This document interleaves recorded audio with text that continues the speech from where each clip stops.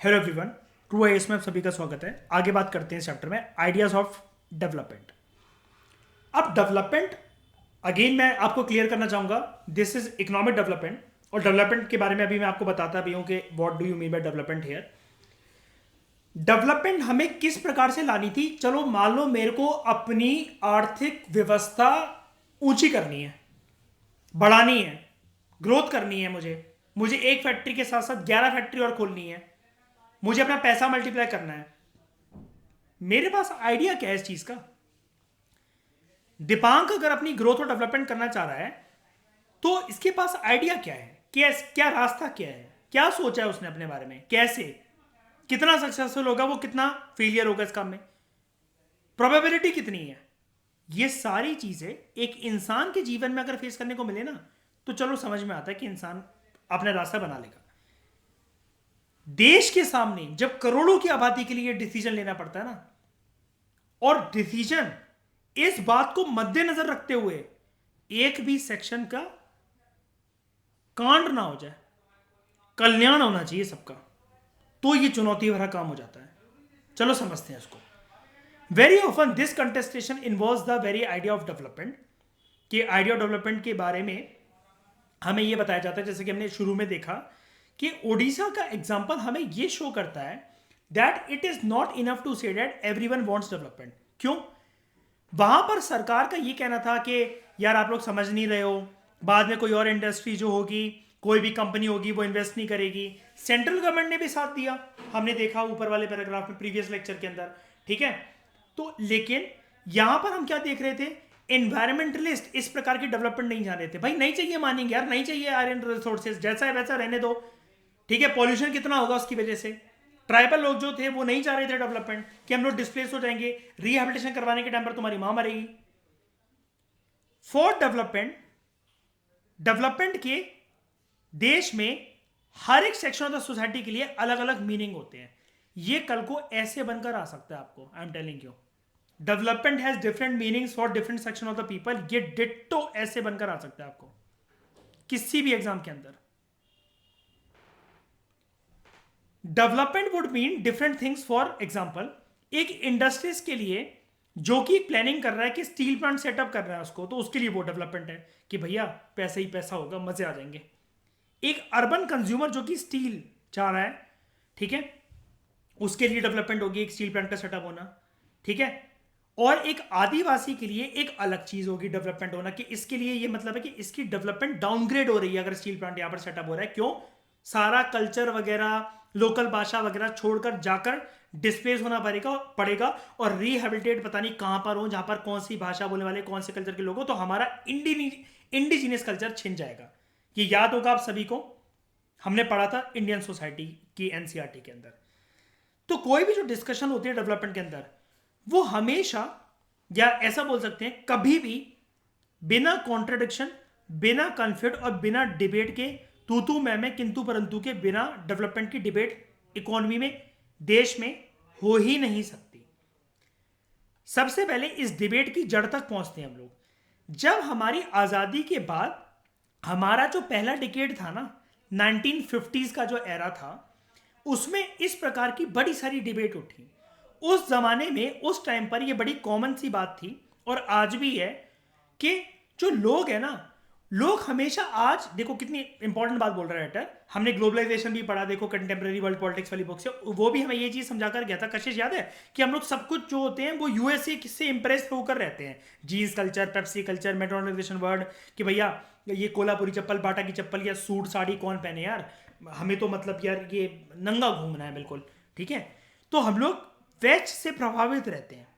Waste को हम लोग बोलते हैं as a standard for measuring development, हम लोग इसी को देखते हैं।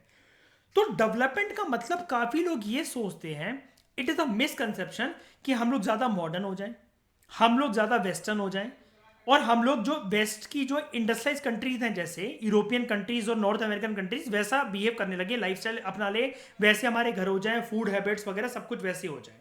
ठीक है, तो कॉमन लोग जो होते हैं वो ऐसे ही सोचते हैं। इट वॉज बिलीव दैट हर एक कंट्री जो है वो मॉडर्नाइजेशन के प्रोसेस से होकर गुजरना चाहती थी शुरू शुरू में। जब ये डेवलपमेंट की बात आती थी किसी भी कंट्री के अंदर, जो जो कंट्रीज आजाद हुई थी, जैसे NAM countries, Asia Africa countries, कि हमें वेस्टर्न की तरह सोचना है, वेस्टर्न की तरह बिहेव करना है, अपनी कंट्री के ट्रैक को वेस्टर्न लेवल पर लेकर जाना, वेस्ट जैसा बनाना है हमें अपने कंट्री को पूरा का पूरा।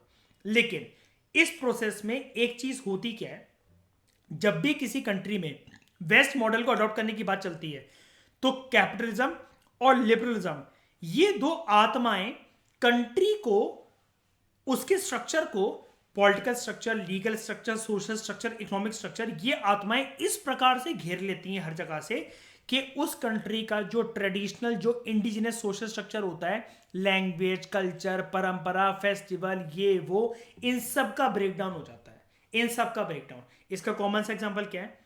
इंग्लिश अगर कोई बोल रही है लड़की, कितनी भी गवार हो वो देहाती हो पढ़ने लिखने में, उसको घंटा कुछ ना पता हो, पास होने के उसके लाले लगे हैं, लेकिन नहीं यार मुझे कम बोलना है, यार ये सुंदर सी लड़की यार, ये अच्छी इंग्लिश बोल रही है और मेरे से इतने अच्छे वर्ड्स फ्लो में निकलते नहीं हैं, तो मैं थोड़ा सा ना शाय फील करूंगा। बंदा ऐसा सोचता है अपने मन के अंदर जब ऐसा किसी को सुन रहा होता है।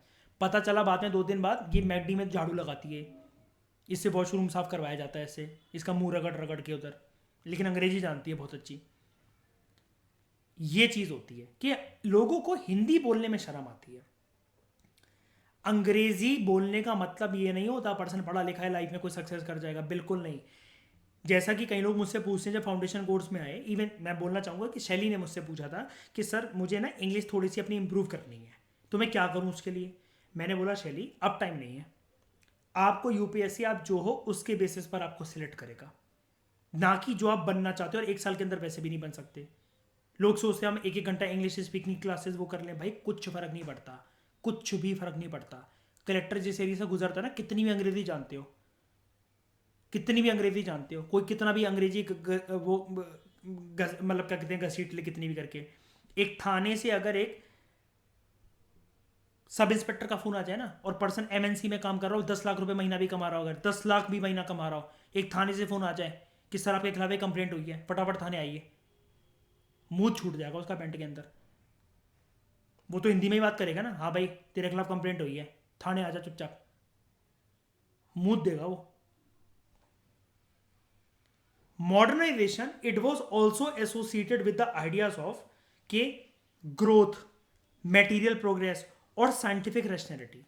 डेवलपमेंट के साथ साथ जो मॉडर्न बनने की जो भूख है, तो मॉडर्नाइजेशन को भी कई लोग मतलब ऐसे समझते हैं कि आपके घर के बाहर अगर बीएमडब्ल्यू खड़ी हो, आप प्यूमा की चप्पल पहन रहे हो, आपका जो बैग हो वो एक अच्छी कंपनी का हो, ठीक है, मॉडर्नाइजेशन का लेकिन ये मतलब होता है कि जो आपकी ग्रोथ है, मान लेते हैं कि आपकी मटेरियल वेलबींग है अच्छी है, आप अच्छा फोन ले रहे हो, कपड़े अच्छे पहने हो, ठीक है, मटेरियल प्रोग्रेस पे आप बिलीव करते हो, लेकिन कहते हैं ना आजकल का आदमी पढ़ा लिखा गवार है, साइंटिफिक रैशनैलिटी सब में मिसिंग है। और ये चीज ना हमारे संविधान निर्माता जानते थे, इसलिए उन्होंने फंडामेंटल ड्यूटी के अंदर भी ये वाली बात लिखी है कि हर किसी को साइंटिफिक टेम्परामेंट डेवलप करना चाहिए, उसकी तरफ एम करना चाहिए। और ये चीज़ मुझसे सेंट स्टीफेंस के इंटरव्यू में पूछी गई थी जब मैंने डीयू में एडमिशन लिया था। सिर्फ एक ही कॉलेज है डीयू का, सेंट स्टीफेंस, जो कि इंटरव्यू के बेसिस पर लेता है, इवन अगर आपकी कट ऑफ कितनी भी अच्छी हो, कितनी भी हाई हो। तो तब मुझसे पूछी गई थी कि दीपांक मतलब जो मेंशन कर रखा हमारे कॉन्स्टिट्यूशन में कि साइंटिफिक टेम्परामेंट डेवलप करिए, ये क्यों कर रखा, और साइंटिफिक टेम्परामेंट से आप क्या समझते हैं। नॉर्मल मैंने एग्जांपल दिया कि सर देखो लोग आज भी ये मानते हैं हिंदुस्तान के लोग के मंगलवार को फॉर एग्जांपल सर मान लो कि आज ट्यूसडे और मुझे आपके पास इंटरव्यू के लिए आना पड़ता, तो मेरी बियर्ड अगर शेप्ड ना होती या मैंने नाखून नहीं काटे होते या फिर कुछ भी नहीं करोगे तो सर ये अच्छा नहीं दिखता। लेकिन घर पर मुझे क्या सिखाया जाएगा कि मंगलवार को दाढ़ी नहीं काटते हैं, नाखून नहीं काटते हैं, काली बिल्ली रास्ता काट गई तो ऐसा होता है। तो ये चीज़ प्रूवन थी, मतलब अब ये चीज़ मैं इसलिए भी बता पाया because I was a political science student, 12वीं तक वही पढ़ी थी, तो ये चीज़ मैं इसलिए बता पाया, ठीक है। This kind of idea of development allowed everyone to talk about different countries as कि कुछ कुछ कंट्रीज जो हैं वो डेवलप्ड हैं, कुछ कुछ डेवलपिंग है और कुछ कुछ अंडर डेवलप्ड है। सिर्फ इसी के पैरामीटर्स के बेसिस पर ये चीज देखी गई है, ठीक है। ओके, तो जब ईव ऑफ इंडिपेंडेंस हमारा देश आजाद हो रहा था, तो भारत के लीडर्स के पास, या हम लोग बोले कि पूरे पूरे as a India as a country के पास 2 रास्ते थे। इंडिया उस टाइम पर डायलेमा में था। हमारे पास डेवलपमेंट के मॉडल को अडॉप्ट करने के लिए, जैसे कि आप ऊपर वाले पैराग्राफ में अभी तक आपने ये सीखा कि हमें ये लग रहा है देखने से कि ज़्यादातर लोग क्योंकि आज़ादी के टाइम पर प्रभावित थे वेस्टर्न मॉडल से। 200 साल तक UK, Britain, greater Britain, England कह लो, इस नाम की कंट्री रूल करके गई। कितने सारे लोग उस टाइम पर अंग्रेजी बोलते थे। जैसे मैंने बताया था कि मेरे नाना जी जो थे वो नाना जी जो हैं वो इंदिरा गांधी के पर्सनल एडवाइजर थे। तो वो हिंदी बहुत ही कम बोलते हैं। उनका मतलब जिस स्कूल में कॉलेज में जो मास्टर रहे हैं वो रहे हैं, तो उस टाइम पर वो सारे के सारे वो अंग्रेजी ज़माने के पढ़े हुए हैं। और उनके फादर भी जो थे, मतलब मेरे नाना जी तो फिर भी हिंदी बोले थे, उनके फादर ने तो मतलब नाना जी बताते कि शायद से ही मतलब वो बोली हो। उस ज़माने का इनका पढ़ा लिखा परिवार था, मतलब अच्छा खासा इन्होंने एजुकेशन मतलब प्राप्त कर ली थी। जब लोग मतलब 10वीं पास करके 12वीं पास करके घर के आगे बोर्ड लगा देते थे कि हमारा बेटा 12वीं पास है, ये वो है, उस ज़माने में he was a gold medallist, PhD वगैरह। काफ़ी मतलब आगे पढ़े हुए थे अपने मतलब टाइम के लोगों से, बहुत ज़्यादा। अब इन लोगों को वेस्टर्न जो लोग थी, इवन मैं बात करूंगा अपने नाना जी की और उनके पापा की, कि इन लोगों को वेस्टर्न चीज़ें बहुत अच्छी लगती थी कि क्या अंग्रेजी बोल रहे हैं, क्या मतलब अपनी सभ्यता डेवलप करी है, कितने अच्छे से मतलब एक वेस्टर्न, तुम कंटेक्ट समझते हो कि वेस्टर्न कंसेप्ट ये कहता है कि हाथ में भैया बीड़ी नहीं पीनी है, सिगार से कम तो चीज़ होनी नहीं चाहिए, सिगार फूकना है, ठीक है। तो कशिश नेक्स्ट टाइम हम मिलेंगे, हुक्का बीड़ी नहीं, ओनली सिगार, ठीक है। तो on the eve of independence, India had before it two models of modern development. Liberal capitalist model, जैसा कि यूरोप में फॉलो होता था, USA में फॉलो होता था, या फिर हमारे सामने चॉइस थी लिबरल कैपिटलिस्ट मॉडल को अडॉप्ट कर लो या फिर सोशलिस्ट मॉडल को अडॉप्ट कर लो, जो कि USSR में होता था। अब इन दो आइडियोलॉजीज के बारे में हम लोग कोल्ड वॉर वाली बुक के अंदर जान चुके हैं कि दो सुपर पावर्स क्या थी। आपको एक बात पता थी, मैंने यह भी बताई थी कि जो लीडर्स थे नेहरू जैसे, वो ना सोशलिस्ट आइडियोलॉजी से ज़्यादा प्रभावित थे। और हमने प्रीवियस चैप्टर के अंदर जब पार्टीज के बारे में डिस्कस करा था, तो एक पार्टी हमने ये भी पढ़ी थी, जैसे कम्युनिस्ट पार्टी ऑफ इंडिया, ठीक है। दीज मतलब there were many in India then who were deeply impressed by the socialist model, Soviet model से इंप्रेस थे, communist party of India, socialist party, ठीक है। लेकिन कुछ कुछ जो पार्टीज थी वो ये भी चाहते थे कि हम लोग अमेरिका वाला यानी कि लिबरल कैपिटलिस्ट मॉडल अडॉप्ट करें, हम लोग फ्री इकोनॉमी की बात करें जहां पर गवर्नमेंट की इंटरफेरेंस बिल्कुल कम हो। तो हमारे सामने दो रास्ते थे, हम सरकार को सब कुछ सौंप दें या फिर प्राइवेट इंडिविजुअल को लिबर्टी की तरह अलाउ कर दें, यानी कि USSR का मॉडल अपना ले या फिर USA या जिसको वेस्ट कह लो उसका मॉडल अपना ले। ये दो दुविधा थी हमारे लीडर्स के सामने। अब इस पे ऐसा तो नहीं है कि करंट सरकार जो है, जो नेहरू सोचेंगे वही मान लिया जाएगा। बात यहां पर नेहरू की नहीं थी।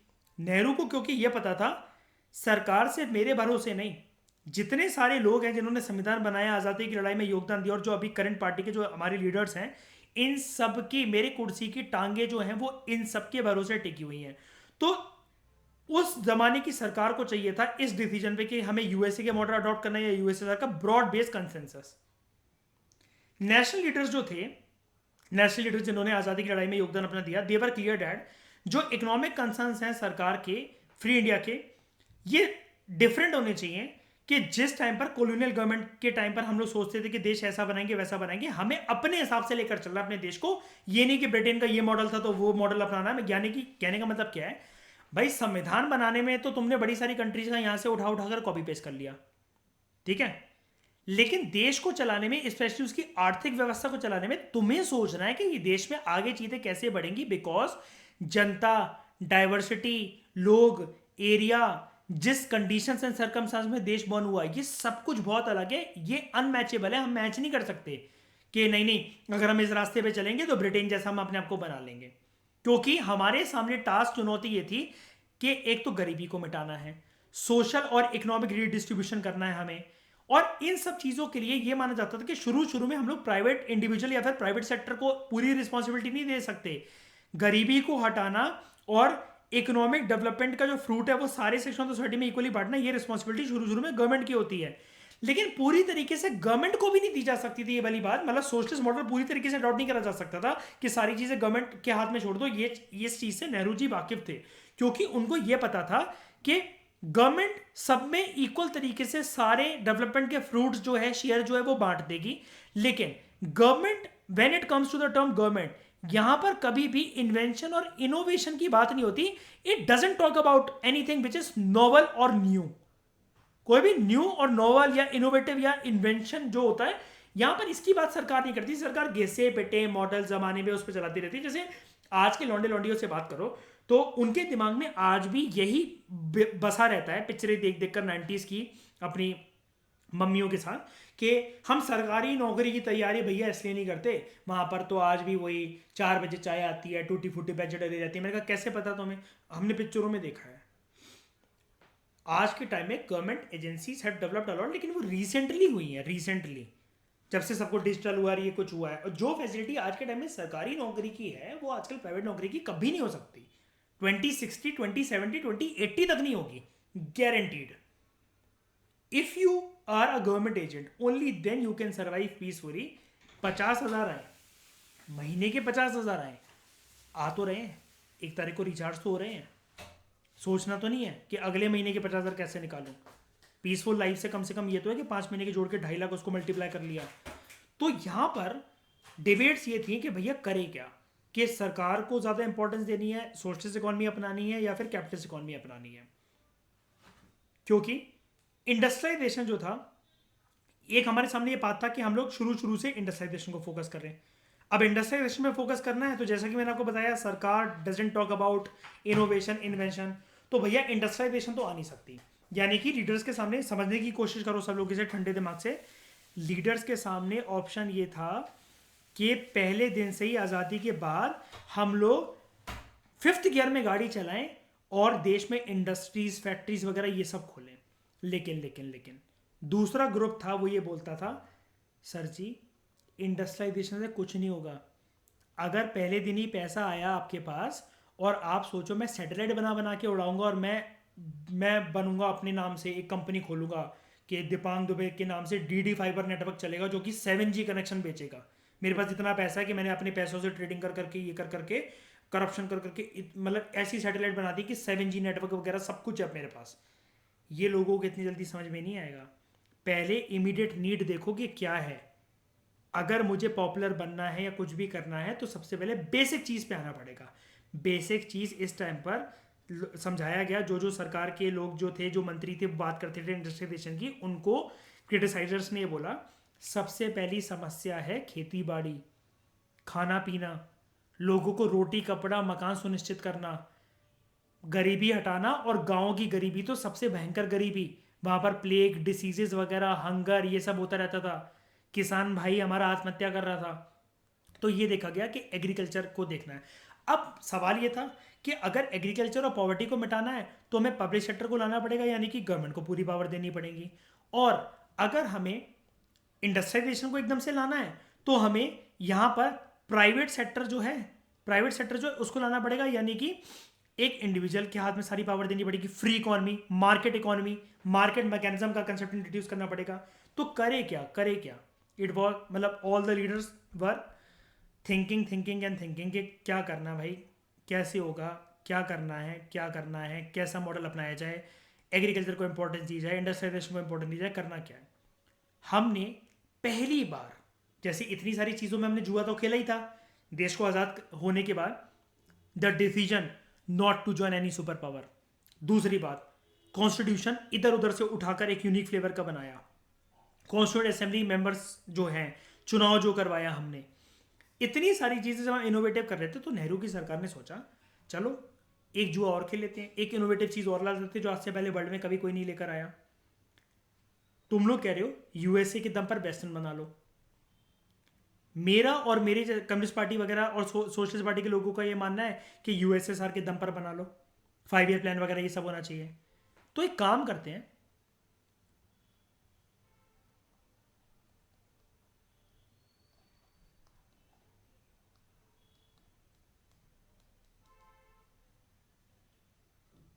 क्यों ना प्राइवेट और पब्लिक सेक्टर को मर्ज करते हैं, दोनों को ही ले लेते हैं.